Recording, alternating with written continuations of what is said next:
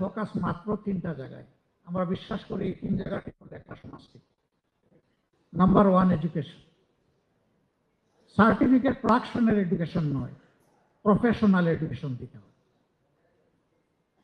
প্রত্যেকটি মানুষ হবে এক একটা রিসোর্স পার্সন। একজন কৃষক হলে সেও হবে একজন স্কিল কৃষক। কৃষি হবে আমার ইন্ডাস্ট্রি, প্রত্যেকটা গড় হবে একটা ইন্ডাস্ট্রির হাব, এবং এটা পসিবল। জাপানে বিশাল বিশাল অনেক কমোডিটি আছে, যেটার স্পেয়ার গুলো এক একটা গড়ে তৈরি হয়, এক একটা গড়কে ডিস্ট্রিবিউট করে দেওয়া হয়েছে, ওই গড়টা একটা ইন্ডাস্ট্রি হয়ে।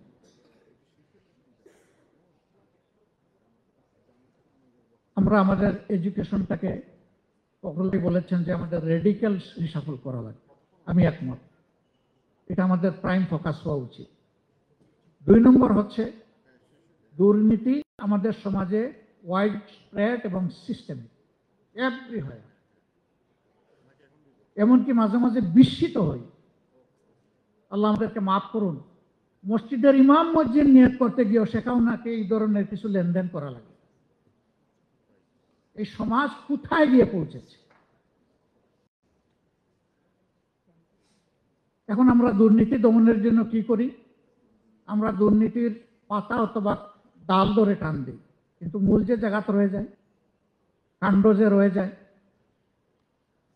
দুর্নীতি যারা করেন তারা নিজে অন্য জায়গায় গিয়ে দুর্নীতির শিকার হন, এটা পছন্দ করেন না। তার মানে হচ্ছে সবাই দুর্নীতিকে ঘৃণা করে, কিন্তু নিজের জায়গাটায় নিজে লোভ সামলাতে পারে না, অথবা সিস্টেম তাকে বাধ্য করে। দুইটার একটা। যদি একটা হেলদি এনভায়রনমেন্ট আমরা ক্রিয়েট করতে পারি, তাহলে আলহামদুলিল্লাহ সবাই কমফোর্ট জোনে চলে আসে। আপনি ব্যবসা করে আনন্দিত, আরেকজন শিক্ষকতা করে আনন্দিত, এমনকি রাস্তায় যিনি পরিচ্ছন্নতা কর্মী তিনিও একটা প্রেস্টিজের সাথে তার দেশে তিনি সার্ভিস প্রোভাইড করেন। সবার জায়গায় সবাই নিরাপদ হবে, সন্তুষ্ট থাকবে। আমাদের থার্ড ফোকাস হচ্ছে জাস্টিস এভরিওয়্যার ফর এভরিওয়ান। এই 3টা জিনিসকে যদি আমরা অ্যাসার্ট করতে পারি সমাজে, আমাদের ব্যবসা হবে সাস্টেইনেবল এবং নেশন হবে প্রগ্রেসিভ, ডাইনামিক। মিনিমাম এই 3 জিনিস যদি আমরা সমাজে অ্যাসার্ট করতে না পারি, এটা বিশ্বাস করার কোনো কারণ নাই যে এই সমাজ ভালোর দিকে আগাবে, বরঞ্চ আরো খারাপের দিকে যাবে। আপনি আমি আমার সন্তানের মৃত্যু যেমন নিজের চোখের সামনে বরদাস্ত করতে পারি না, দেশের অর্থনীতি সহ নীতিবোধের মৃত্যু আমরা বরদাস্ত করতে পারবো না। এই জন্য এই জায়গাটায় আমাদের কমিটমেন্ট থাকতে হবে। এবং এইখানে আমি আবারও বলবো যে রাজনৈতিক সদিচ্ছাই হচ্ছে মূল ইচ্ছা। এ জায়গা ঠিক হলে আমি বিশ্বাস করি সমাজ ঠিক হবে। তবে হ্যাঁ, একদিনে হবে না, স্টার্ট হবে, তারপরে আগাবে, গ্র্যাজুয়ালি একটা চেঞ্জ ইনশাল্লাহ আসবে।